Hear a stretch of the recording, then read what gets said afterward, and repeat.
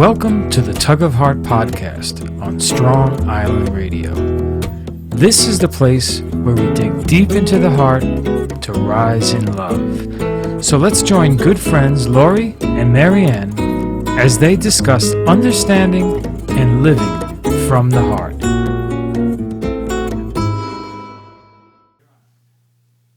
Hello and welcome to Tug of Heart. We're actually at episode 20 today. Wow. Heart Cognition, recognition. So today we are coming to you from the eye of the heart. I am Marianne and I am here with my dear Lori. Hi, Lori. Hi, Marianne. And Vanakkam, back to that. I see you. I see you and the God that resides in you. Beautiful. That is seeing from the eye of the heart for sure. I love that you said that, actually. Where to go with all of this? Last week we were in the wardrobe and talking about, we ultimately found comfort in calling them virtues, and I think also aspects of ourself that we can tap into, utilize. They're always there, waiting to be expressed. So from there, we kind of, had some talks this week, and I can't exactly remember how it unfolded, but we decided to move towards recognition because it begins with recognizing these things about ourselves within the wardrobe. But then how do we see other people? How do we recognize them? We've been talking about the heart throughout every conversation, and then we began also speaking of the soul or the will. And I mean, the mind is what remains. And I almost feel like it gives it too much credence to say mind. How about the brain also? Right. Well, because the mind is multidimensional. Right. Like everything we're talking about. And there is higher mind, lower mind, good mind, quick mind.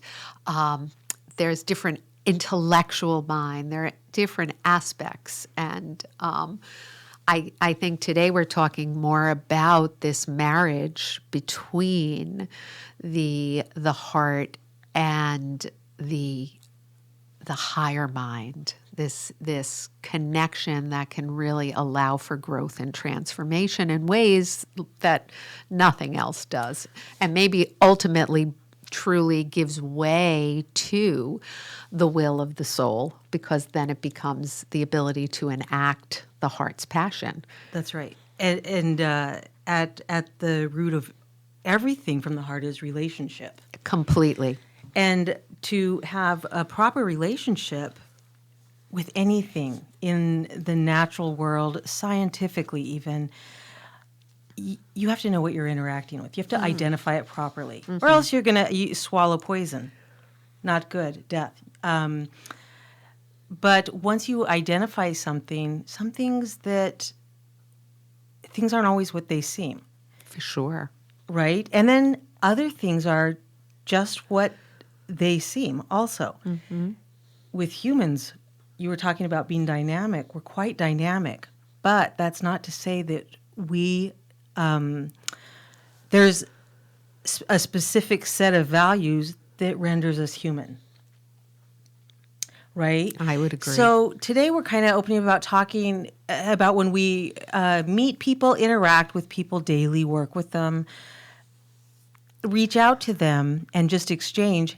What do we see when we see a person? What is it about them we recognize? And beyond that, what about ourselves? Do you recognize from your head, from your heart?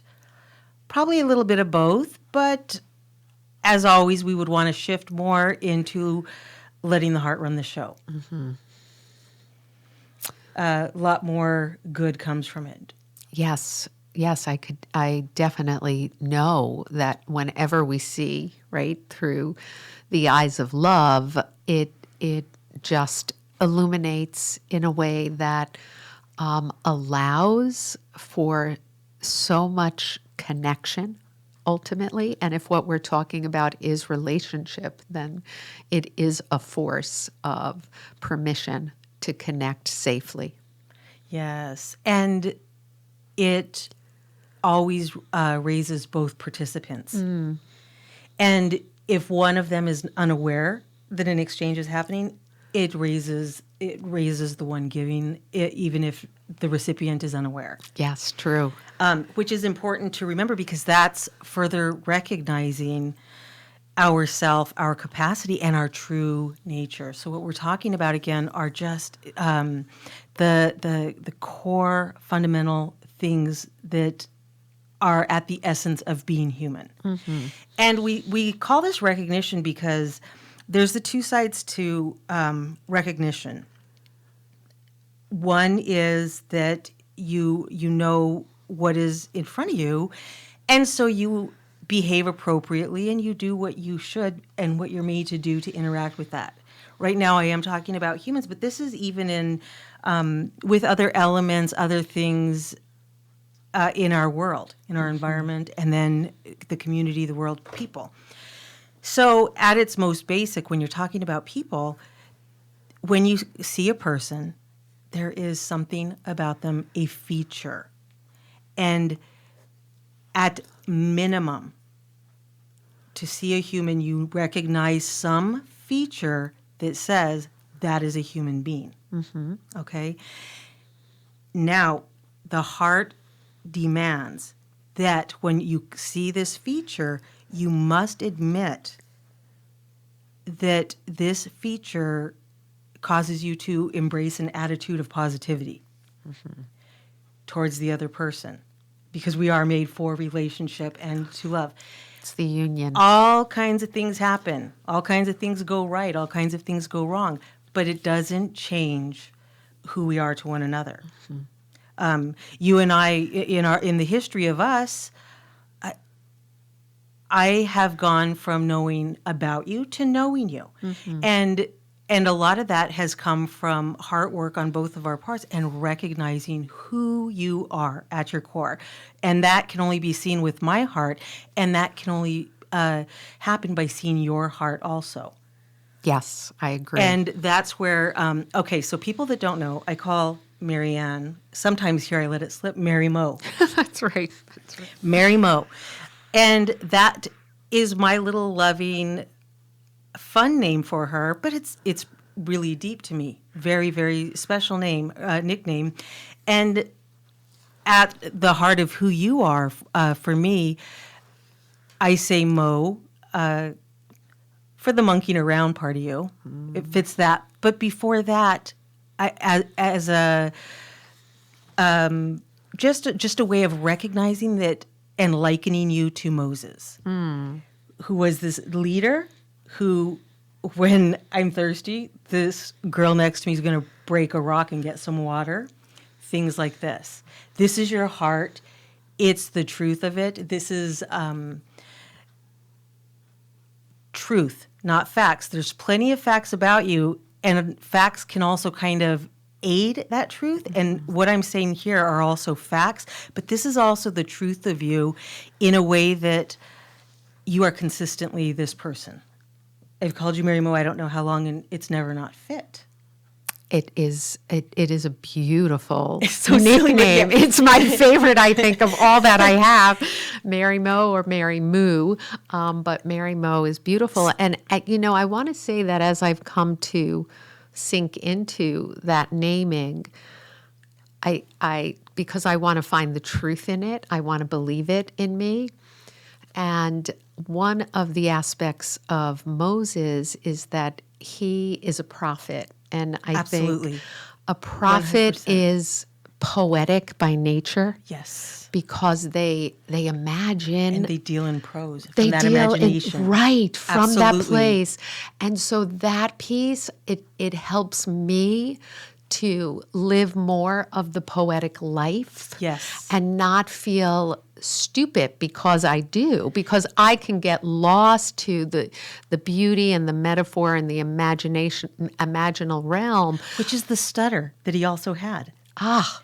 But you Yeah, are yeah. the It's a reached possibility. completion. Yes, Yeah. you are. It's this completion because we're also recognizing before us this aspect of what you're here to do, which is your purpose, and that is to become Yes. the full embodiment of what you're made to be. Right. And that's why recognition matters, and that's why, as much as recognition matters, misrecognition does. Because when you misrecognize, you are removing that capacity from a human being. I cannot think of too many things worse.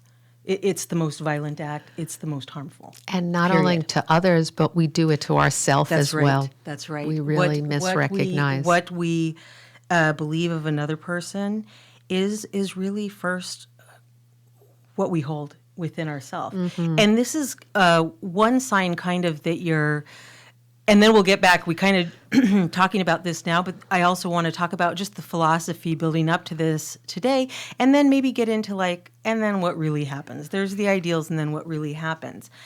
But to misrecognize, there's been times I've misrecognized you.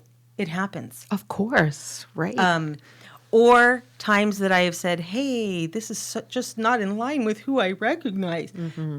It doesn't change what the heart knows. This is the head. And the head, I was telling you this week, just has a whole lot of voices. It does. Competing for their own really shallow recognition. They want to be right. That's where the ego is. That's where the murmuring is, the noise, the unresolved stuff. That's where stuff runs a little wild sometimes. For me, in a very special way, because of how my mind works. So it can also lead to, when I just approach Marianne with ego, anybody. I'm using you as an example because I know you're strong enough to just handle it. Absolutely. But it can lead to this. The head is it can be very quickly judging, and rightly so, because our head is more like examining an environment, checking it out, and making sure it's basically okay to do what we're really here for, which is expand and good itself. So could you really fault a person for not recognizing a human if they're like catching a subway at 2 a.m, had a few drinks, they look over, they're the only person there except this one other fella, and he's wearing, what is that from those scary movies, the hockey mask? Yeah. Okay, you know what? I'm gonna go with the head on this and say, sure, I'm not gonna go try to make a friend right now. Right. Of course not. I have these powerful associations. But just in that example, that's a pretty irrelevant association, actually. But preservation's important, and we can't. Our mind is quick to judge because it's vital, and it's a very healthy way to eliminate threats. Well, and our survival It's defensive, right? The survival aspects of the mind are brilliant and helpful, and they just need really good leaders. That's right. They do. That's right, because the mind is tremendous. Right. But the mind also thinks it is the boss. Right. You had mentioned about being a prophet. Now, you and I both hold that we're all made as prophets, priests, and Absolutely. kings, queens. Okay. Well, the mind can run away with itself and think it is the prophet, it is the king or ruler, these other things. And it also can quickly pass judgment in these capacities when it's least deserving to do it. So it kind of becomes prejudicial. That's your prejudice. There's prejudice, right? And that is to make a decision about a thing, a person, without knowing it. Right. And what you're doing is you're applying laws to something you don't know. It doesn't work.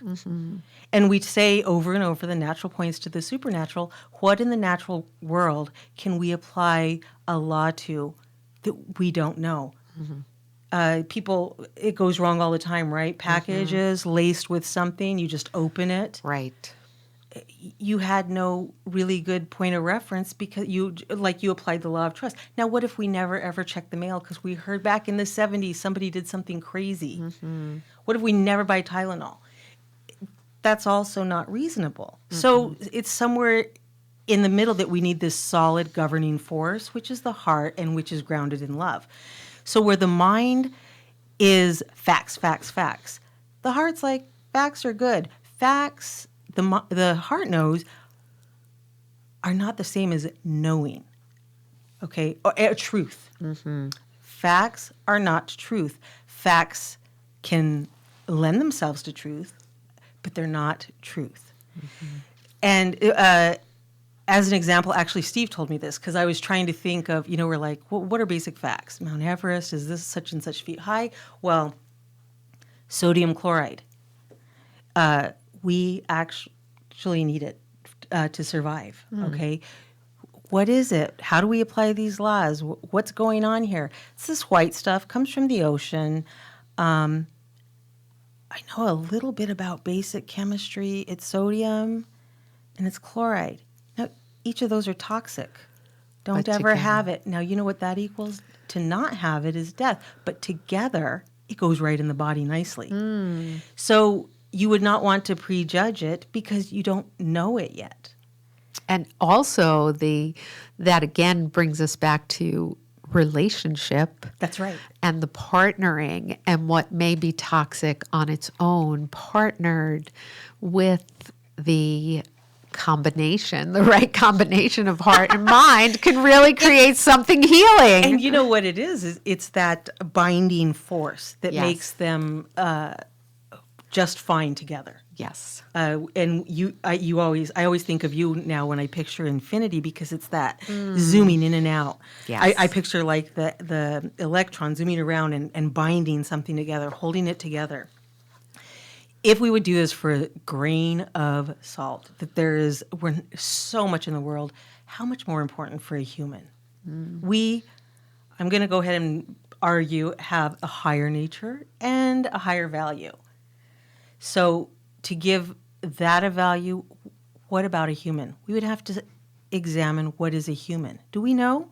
When's the last time any of us thought about it? I'm stuck on the salt. I'm still back there because I am just loving it because of like the salt of the earth. Yes. Like that describes a person who is just of the kindest, wisest, like down to earth embodiment of color love. Purple, the salt of the earth, the salt of Easter, the earth, right? It's so beautiful. Yes. So that is saying to me that truly, as human beings, without someone to recognize us in our light and our shadows, we run the risk of being toxic. We run the risk of being deadly. Like we need the partnership within ourselves, but also with each other. And now this is bringing to mind. Last week, you and I had a conversation, right? After the show, we went to the diner and we were talking about my marriage, the end of my marriage. Oh, yes. And I said, you know what? I can't forgive my ex-husband until... Yes. all my children are fully healed from the wounds he imposed on our family. And you really gave it thought and you said, I think you're kind of lying to yourself. Now, I didn't even know I was lying to myself, but it rang true when you said this. You said, I think you've already forgiven him, and what you're doing is holding him. You're empowering him with the authority to heal your children's wounds. Whoa, did my truth bells go off in my heart, because we had a sacred marriage. I was all heart, and his mind was beloved to me. Yes. I trusted this brilliant mind of his that then went wrong somehow, but I trusted that. And even though I was divorced, I was still married to his good mind. I was still giving that authority rather than holding it to myself. And it brought a whole nother level. And it was appropriate. That's not wrong. Except that that's not knowing him as he exists today. Yes. Right? Yes, Lori, exactly. You're attributing the wrong essence to this relationship. Totally. So sadly, because because that is gone. Yes. That is dead. Yes. That is the irreversible. But it then gave way to, for one of the first times in my life, to really feel this marriage within me of my good heart and my mind, my good mind, to begin to really bring forth soul's purpose, like my purpose. And I'm doing Tug of Heart podcast, and I'm doing Wisdom Window podcast. Like, it is there. Two amazing women. The best of women. And we want you to come on Wisdom Window, actually, Lori, if you will. I would love to. Yeah, you guys are great. But that, I'm like, okay, this is the gift that I received from you recognizing. Sometimes we don't even know that we are lying to ourselves. The flip side is you could reject it, because if the mind hears this, we'll throw away stuff that is contrary to our thought processes. Yes, true. And I do this. I do, because I don't know how many times a week I'm like, Marianne, I thought about it, and I do a lot of backpedaling, because I talk so much that as I'm thinking it, I say it, and that may not be what my final resting spot is with an idea. But you could also just have said, I don't recognize that voice. Ew. And we do this so quickly with one another as humans. Right, discard. It's tough. It's tough, because our mind has the power to feel like our body does exactly what it says, which is right, because it sends the message. I say, lift my hand up. Whoa, that's exactly, I can even kind of feel where the message originated. So there's that part, but then it can change just in the way that we can use the same mind to go into the heart. And this comes from the will, where the will's like, listen.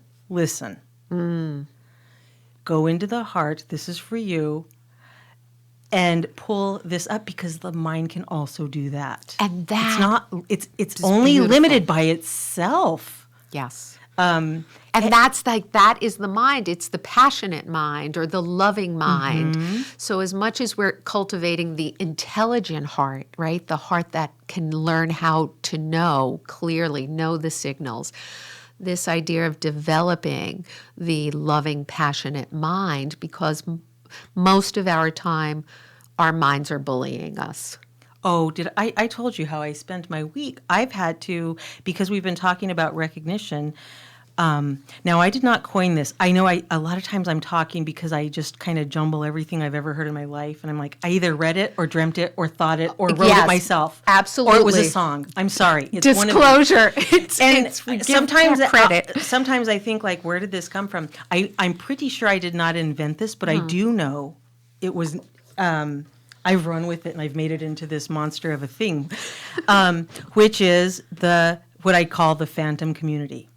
But I'm not the first to use that term. I do want to say that. But it's usually used for, like, criminals, but it's true of all of us as far as I'm concerned. And that's that we have all these voices in our head. They usually decide what happens. And we don't always do, like, this walk through and see who's residing up there, if they belong, if they snuck in. I've said this to you and to other people that you know who I'm talking about. Some voices are just ghosts. Guess what? Your mom died. She doesn't shame you, but the voice still is. Yes. And it still lives there. So, and now you could keep mom's voice. You could add it to your conscience. But it's not this shameful woman bashing whatever your mom depicted herself as, or worse we depict them as in our own fragmentation. Yes. It's a little bit off on both ends, and it just makes everything seem bigger and more shattered. And that's not how we're made to be, though. So it's saying that the heart, we go to the heart, and the heart actually knows so many lovely things. But as important as what it knows, it also knows how to ask the right questions. We talked about the wisdom dragon, and I said, like, what matters Right. is big, okay? The heart knows what matters. It does. So you go, the mind is like, oh, I just don't like this. I just don't like them.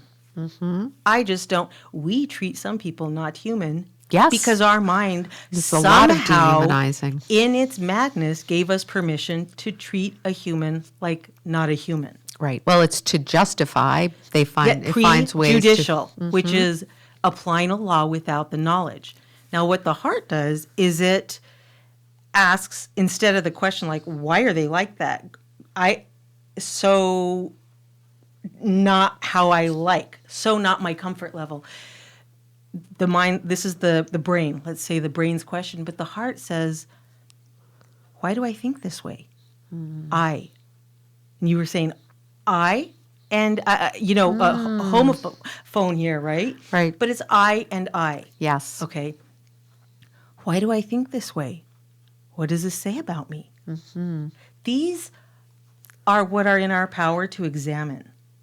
If we're not willing to cross a line and get a closer look at what we intend to interact with, and to walk away is an interaction. Yes. So you don't get out of it by saying, I just won't interact. That was an interaction that you chose to end with an excommunication or something. And I do that with my question from my heart. I go to, what am I afraid of?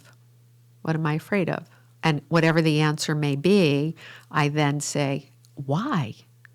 And then why again? And then why again? Until it begins to boil down to something inside of me that I need to take care of because I'm feeling uneasy. And like you said, it may be this person, in fact, has shown me signs of being dangerous and I need to protect myself. But do I need to hate this person? Can I be grounded in a love for myself Right. and humanity rather than in hate?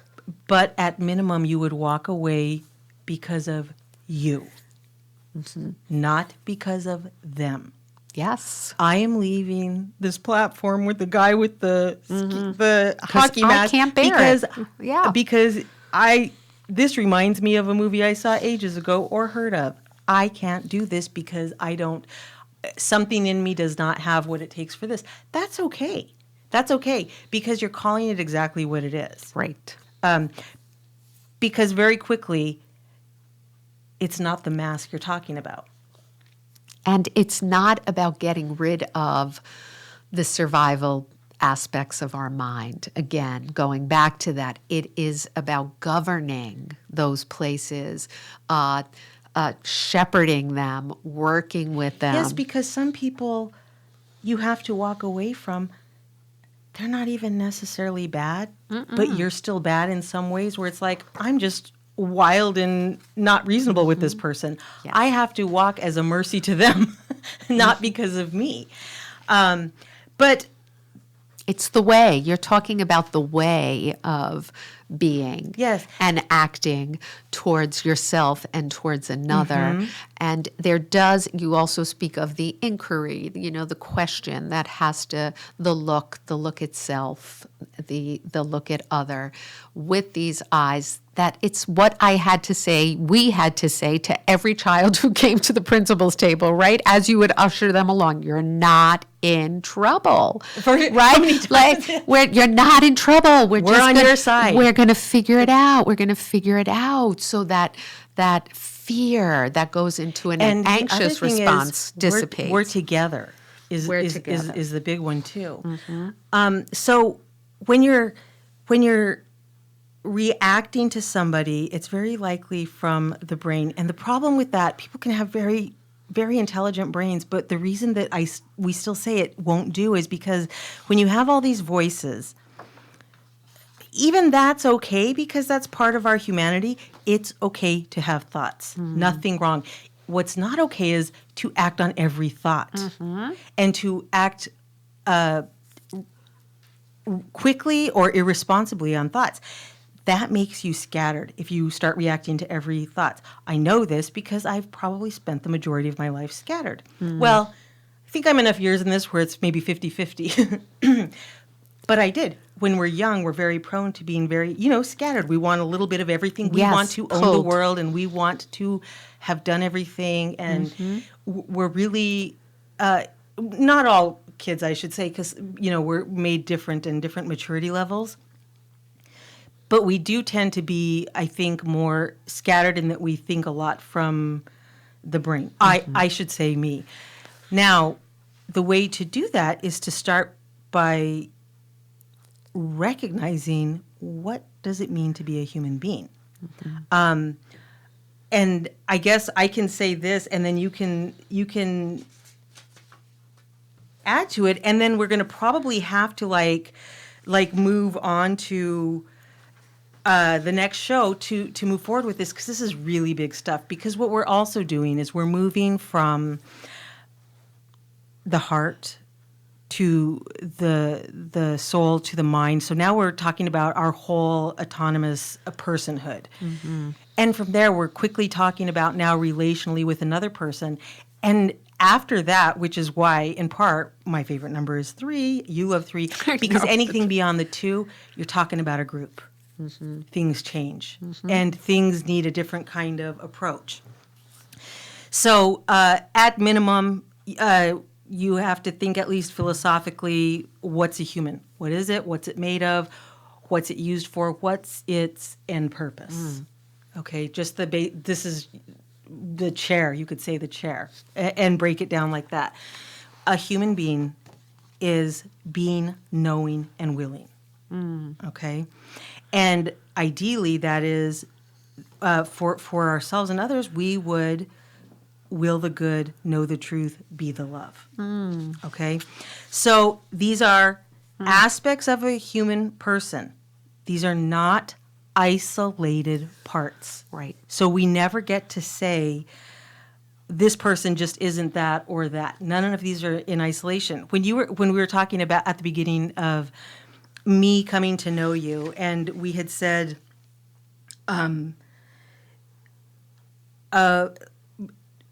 Mary is this, and I know this of you. It's also with the understanding that you are a work in progress. So it doesn't change. If I cross paths with you on your best day, that's not who you are at your core. On your worst day, that's not who you are. In the same way, when we are passing other souls and hearts, along our walk, we're seeing them in a very specific situation usually. It's just a very small group we actually interact with more to see more and hopefully know more. And we still fall short with those we have plenty of experience with.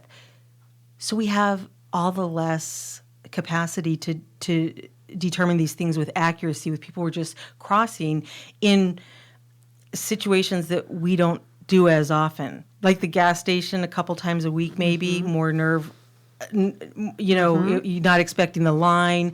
It's a little more inconvenient. But so people aren't who they are at their best or worst.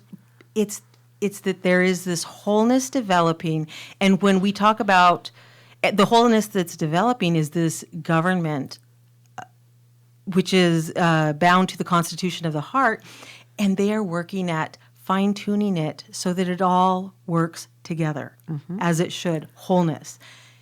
Now, when you step outside, what we're trying to do for one another is create the space where we guarantee that can happen. We can't guarantee they will do their end, but we guarantee that we will never interfere with that.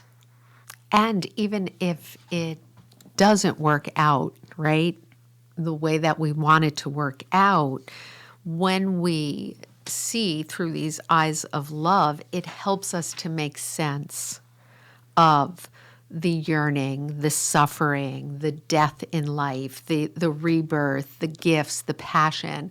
And that is also the push towards wholeness versus the ego part of the mind, which wants to keep us in sort of separateness, superiority, one above other. And that just moves us towards the division.